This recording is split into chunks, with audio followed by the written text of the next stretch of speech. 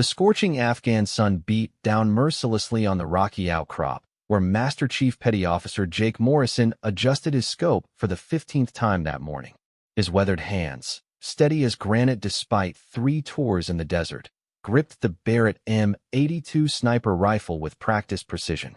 Beside him, his spotter Sergeant Mike Chen squinted through his binoculars, sweat beading on his forehead despite the early hour. Targets still moving erratically, Chen whispered, his voice barely audible above the desert wind. Range is 1,200 meters, but he keeps ducking behind those concrete barriers. Morrison had been tracking this high-value target for 6 days.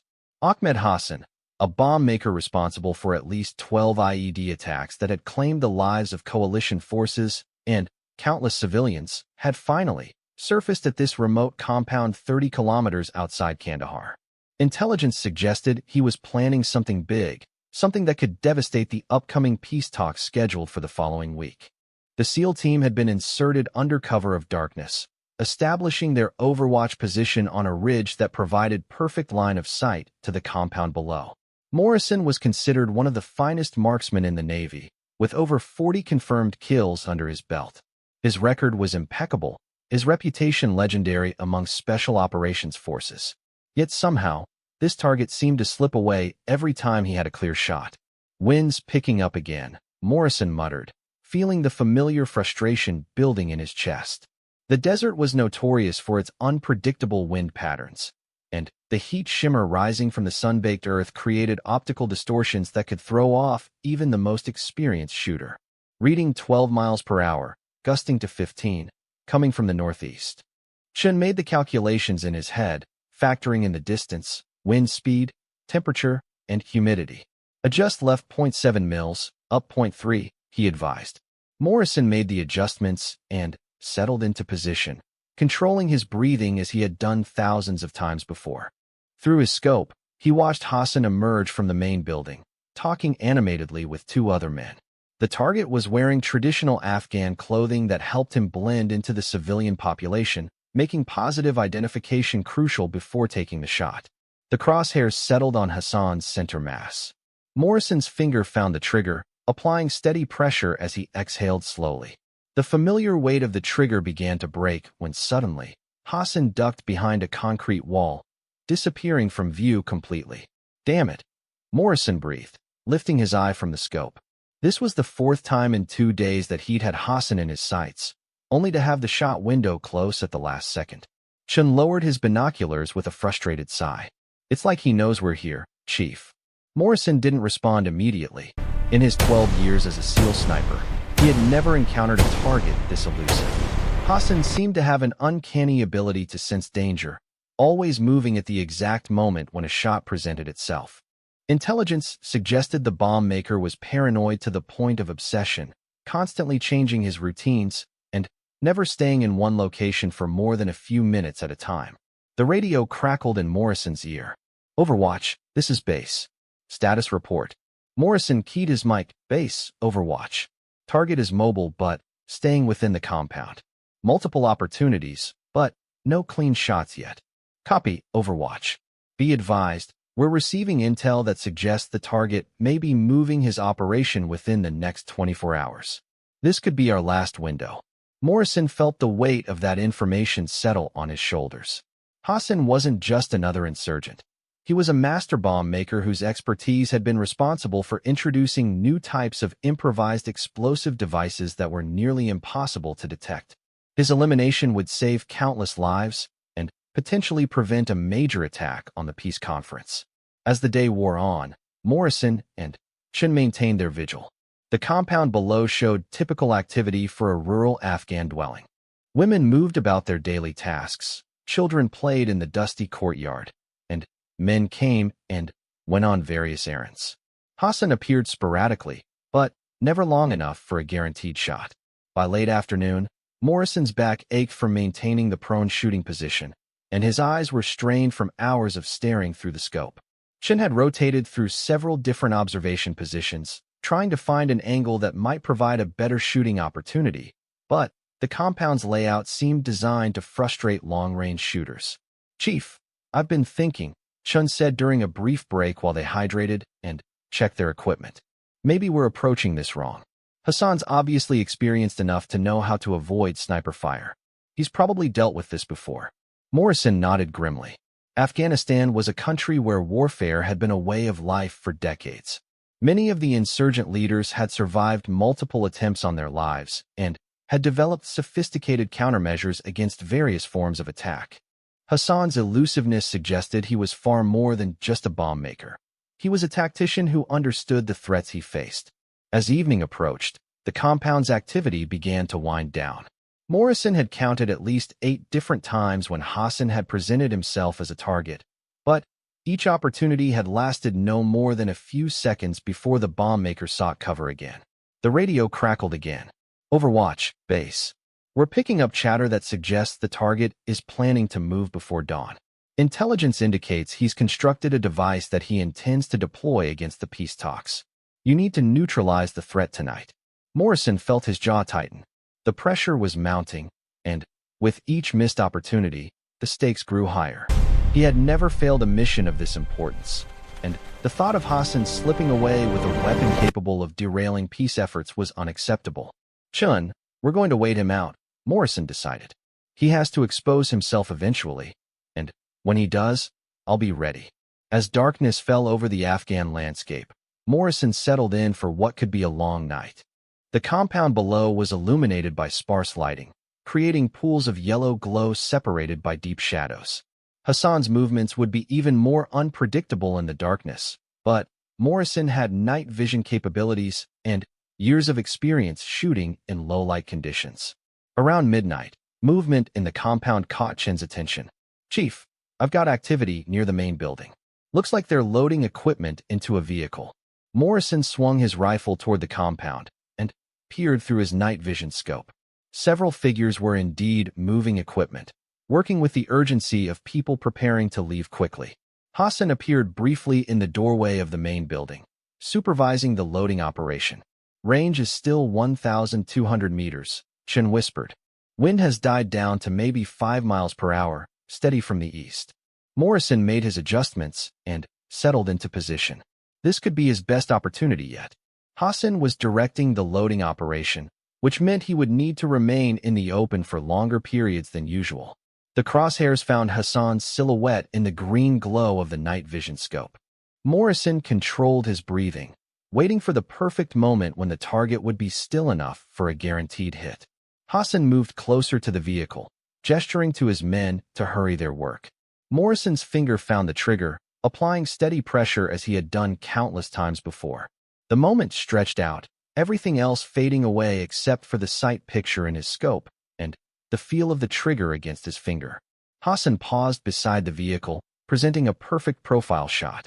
The trigger broke with a clean snap, and Morrison felt the familiar recoil of the Barrett rifle as the massive .50 caliber bullet left the barrel at over 2,800 feet per second.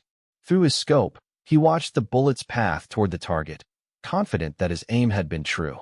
But, in the split second before impact, Hassan bent down to pick up a piece of equipment, and the bullet passed harmlessly over his head, striking the concrete wall behind him with a shower of sparks and dust. The compound erupted into chaos. Men scattered for cover, shouting warnings and seeking defensive positions. Within seconds, Hassan had disappeared into the building, and all movement in the compound ceased as the inhabitants realized they were under sniper fire. Morrison lowered his rifle, feeling a combination of frustration and disbelief wash over him.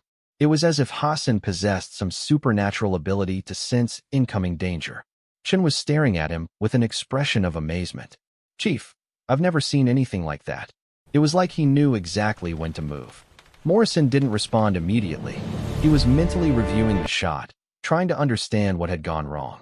His aim had been perfect, his calculations correct, and the conditions ideal for a long-range shot. Yet somehow, Hassan had avoided what should have been certain death by mere inches.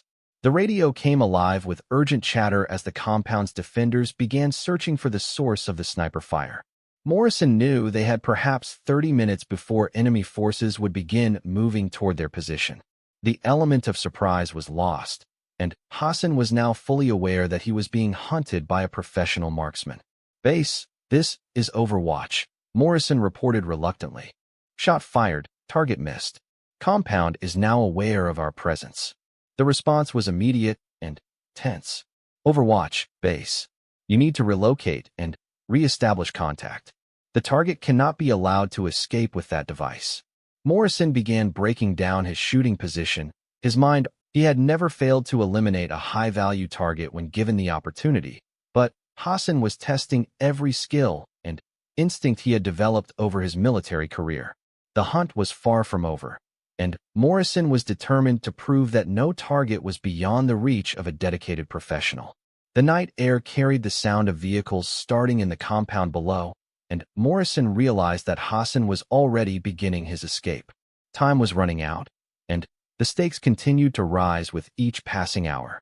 The bomb maker's device remained a threat to innocent lives, and Morrison knew that failure was not an option.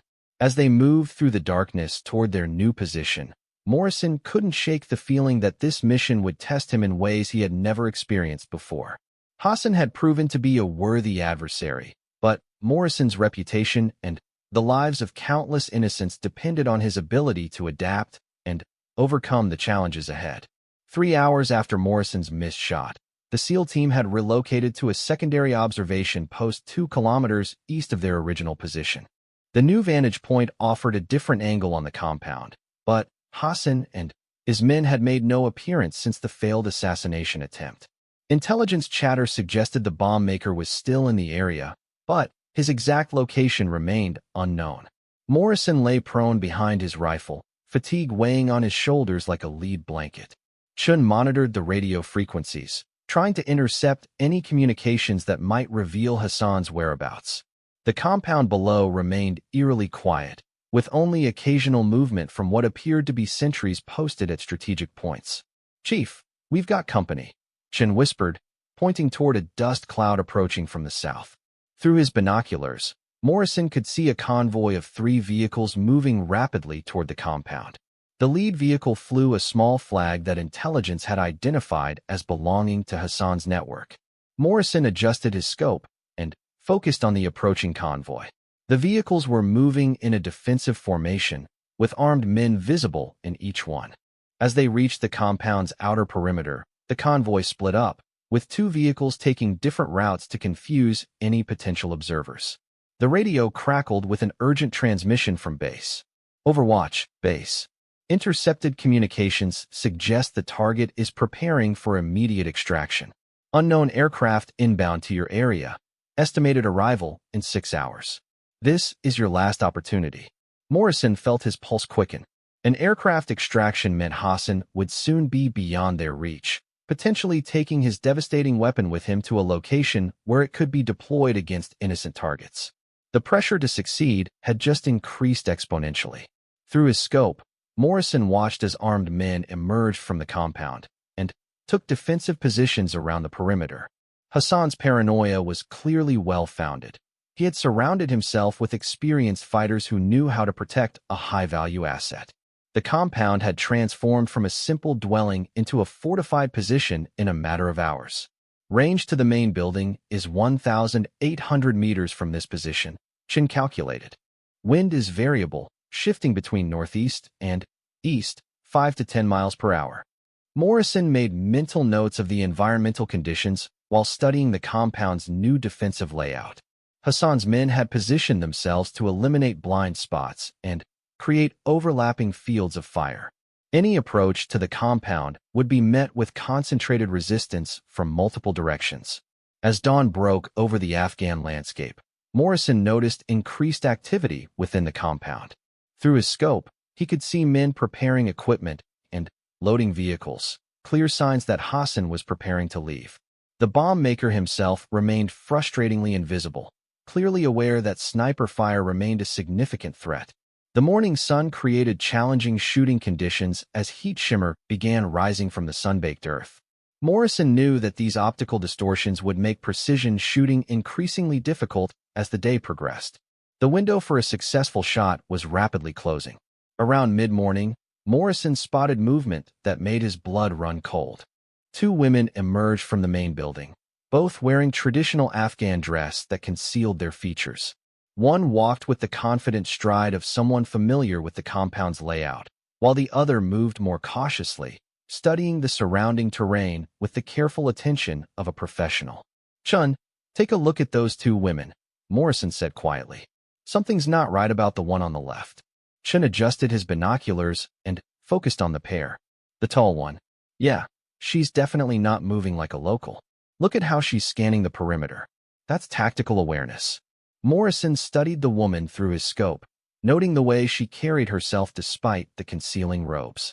Her movements suggested extensive training and combat experience, quite different from the other women in the compound who went about their daily tasks with the resigned efficiency of people living in a war zone. The mysterious woman disappeared into a smaller building on the compound's eastern edge, while the other woman continued with what appeared to be normal household activities. Morrison made note of the building's location and began calculating shooting angles in case the woman reappeared. An hour later, Chun picked up radio chatter that made the situation even more complex. "Chief, I'm hearing talk about a specialist who arrived during the night. Someone with specific skills related to the target's operation." Morrison felt a chill run down his spine. Hassan's network was known for recruiting specialists from various backgrounds, including former military personnel who had switched sides for money or ideological reasons. The presence of such an individual suggested that Hassan's operation was more sophisticated than originally believed. The radio crackled with another transmission from base. "Overwatch, base. Intelligence indicates the target has recruited a sniper to provide counter-surveillance and protection. Be advised that you may be under observation." Morrison immediately began scanning the surrounding terrain, looking for any signs of a concealed sniper position. The landscape was perfect for long-range shooting, with numerous rocky outcrops and abandoned buildings that could conceal a shooter.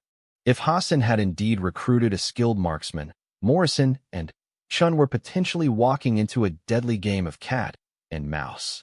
"Chun, we need to assume we're being watched," Morrison said quietly. "Start planning fallback routes and alternative positions. If there's another sniper out there, our current location may be compromised." Chun began studying their surroundings through his binoculars, paying particular attention to positions that offered good sight lines to their current location. The rocky terrain provided numerous hiding spots, making the search for a potential counter-sniper extremely difficult. As the afternoon wore on, Morrison became increasingly aware that something fundamental had changed about their mission. The compound's defenders were moving with increased confidence, suggesting they felt protected by more than just their numerical superiority. Hassan himself remained invisible, but Morrison could sense his presence directing the operation from within the fortified buildings. Around 3 o'clock, Chun spotted movement that confirmed their worst fears. "Chief, I've got a possible sniper position in that rocky outcrop about 600 meters to our northeast." Saw what looked like scope glint for just a second. Morrison carefully turned his attention to the indicated area, using peripheral vision to avoid presenting a profile that might be visible to an observer. Through his scope, he could see the rocky formation that Chun had identified, but no obvious signs of a concealed position. The psychological pressure of being potentially under observation added a new dimension to their mission. Morrison had to maintain his focus on Hassan while simultaneously being aware that he might be in someone else's crosshairs. It was a mental challenge that few snipers ever faced, requiring the ability to hunt while being hunted. As evening approached, Morrison noticed the mysterious woman from the morning emerge from the eastern building. This time, she carried what appeared to be a rifle case, moving with the purposeful stride of someone heading to a specific destination. Morrison watched as she disappeared behind a concrete wall, only to reappear moments later on the compound's western edge. Through his scope, Morrison saw the woman begin setting up what was clearly a sniper rifle. Her movements were precise and efficient, suggesting extensive training and experience with the weapon. Within minutes, she had established a shooting position that provided excellent coverage of the approaches to the compound. "Chun, we've got a problem," Morrison said quietly. "That woman is definitely a trained sniper, and she's setting up to cover Hassan's escape route." Chun focused his binoculars on the woman's position. "Range to her location is about 400 meters. Think you can take her out?" Morrison considered the tactical situation. Engaging the female sniper would reveal his position to Hassan's other defenders, potentially triggering a firefight that would compromise their primary mission. However, leaving her in position could prove equally dangerous if she was skilled enough to threaten their operation. The radio provided additional complication with another transmission from base. Overwatch, base. Aircraft extraction has been moved up. Estimated arrival in 3 hours. Target must be neutralized before extraction occurs. Morrison felt the weight of command decisions pressing down on him. With only 3 hours remaining before Hassan's escape, he had to choose between engaging the counter-sniper and maintaining focus on the primary target. The wrong choice could result in mission failure and the deaths of innocent civilians. As darkness began to fall, Morrison made his decision. Chun, we're going to wait and watch. If that woman is as good as she appears to be, engaging her prematurely could cost us our only shot at Hassan. Chun nodded grimly, understanding the calculated risk they were taking.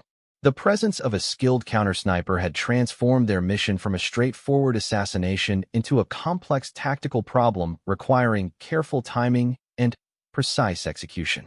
Through his night vision scope, Morrison watched as the compound's activity intensified.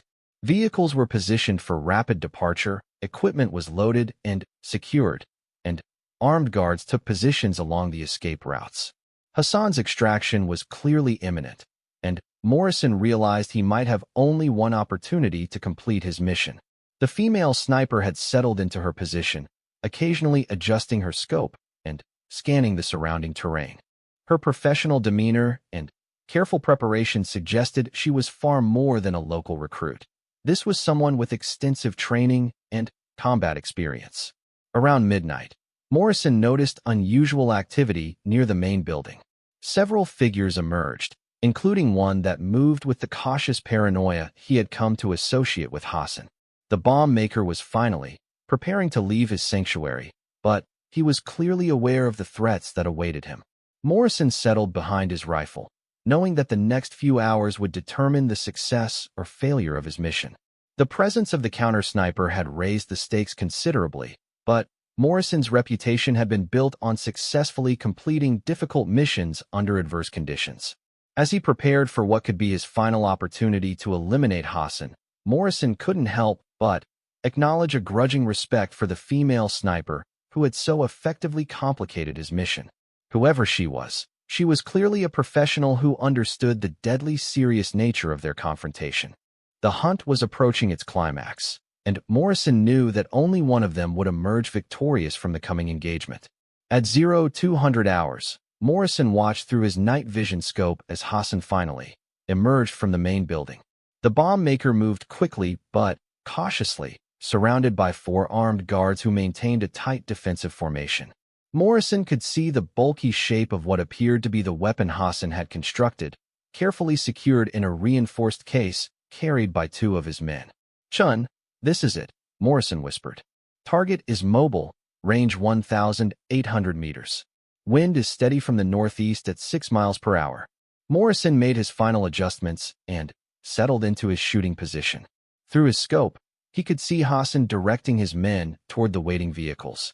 The female sniper was also visible in her position, her rifle trained on the area where Morrison and Chun were concealed.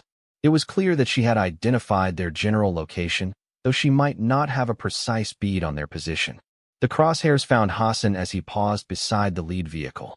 Morrison controlled his breathing, waiting for the perfect moment when the target would be stationary long enough for a guaranteed hit. Hassan was clearly nervous, constantly scanning the surrounding terrain and moving in an unpredictable pattern designed to frustrate long-range shooters. Morrison's finger found the trigger, applying steady pressure as he prepared to take the shot that would end this deadly game of cat and mouse.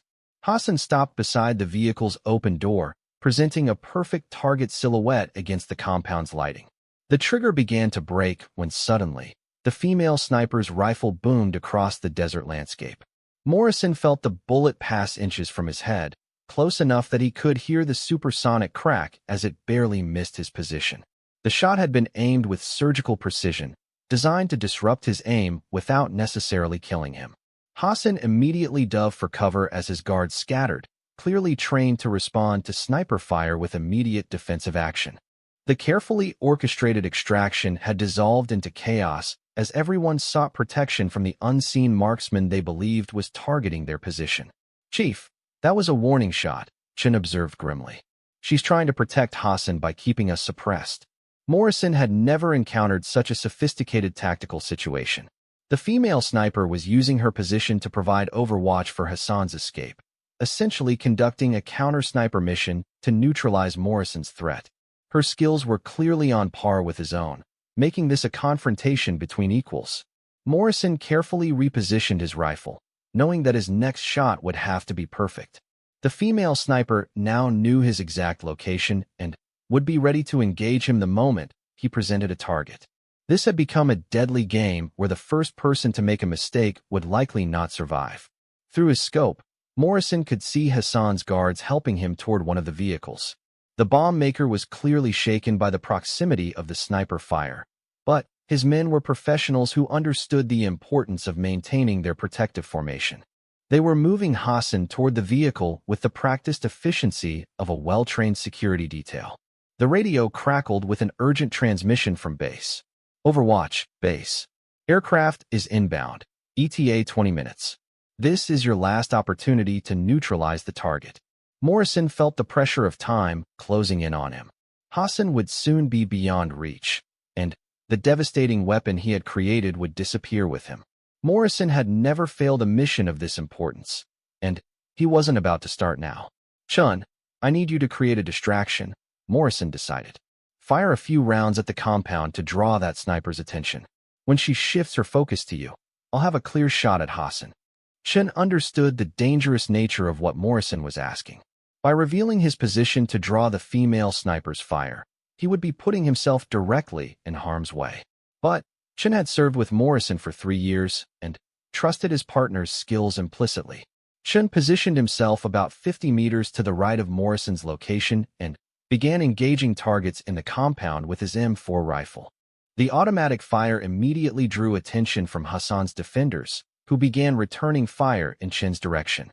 As Morrison had hoped, the female sniper shifted her attention to this new threat, trying to identify Chen's exact position. Morrison used this distraction to reacquire Hassan in his scope. The bomb maker had reached the vehicle and was in the process of entering the passenger seat when Morrison's crosshairs settled on his center mass.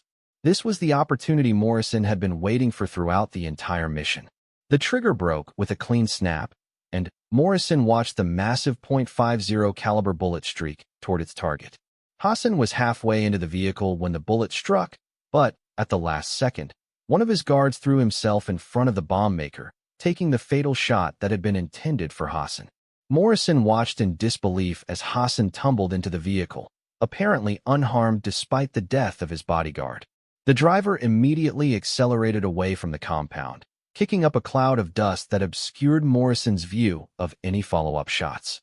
The female sniper's rifle boomed again, and Morrison heard Chen cry out as the bullet found its mark. Chen had been hit, though Morrison couldn't immediately determine the severity of his wounds. The tactical situation had deteriorated rapidly, with Hassan escaping and Chen potentially wounded or worse. Morrison made a split-second decision that would define the rest of his military career. Instead of pursuing the escaping vehicles, he chose to move to Chen's aid, unwilling to abandon his partner regardless of the mission's importance. As he reached Chen's position, Morrison could see that his spotter had taken a bullet to the shoulder, but was still conscious and alert. "Chief, don't worry about me," Chen gasped through gritted teeth. "Hassan's getting away with that device." Morrison applied pressure to Chen's wound while scanning the terrain for signs of the female sniper. She had proven to be a worthy adversary, successfully protecting Hassan and neutralizing half of Morrison's team. Her tactical skills and marksmanship abilities were clearly exceptional, representing a level of opposition Morrison had rarely encountered.